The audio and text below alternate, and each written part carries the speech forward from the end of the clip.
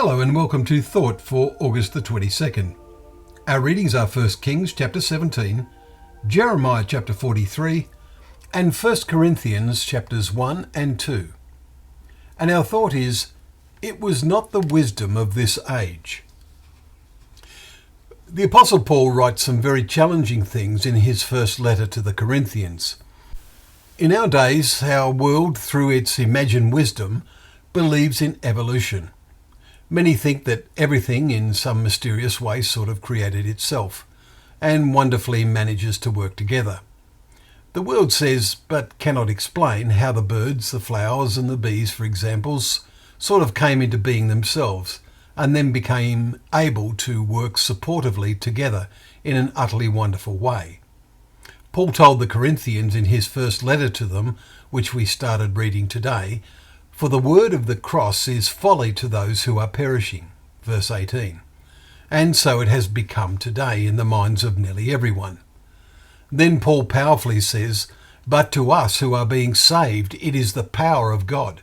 For it is written, I will destroy the wisdom of the wise," verse 19. We do not think of power in that sense. Has your mind developed power? It is not long now before God destroys the false wisdom which the world wisely indulges in. The wisdom they have acquired through human scientific deductions, for they have come to the knowledge that there is no God. In contrast, our wisdom is to recognize the events which turned the thinking in the world of the first century upside down as to the meaning of life. It was not a wisdom of this age, we're told in chapter 2, verse 6, says Paul. Then he stresses that now we have received not the spirit of the world, but the Spirit which is from God, that we might understand the things freely given to us by God. And we impart this in words not taught by human wisdom, but taught by the Spirit, verses 12 and 13. God's Spirit caused Paul and the other apostles to write things down so that we can feed our minds on this Spirit-inspired word.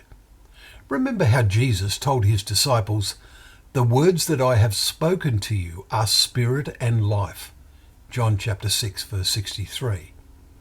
Let us make sure our minds carefully and prayerfully feed on this God-given food every day. And so we thank you for being with us today, where we can open up that word which we can feed upon, knowing it to be a lamp to our feet and a light to our path.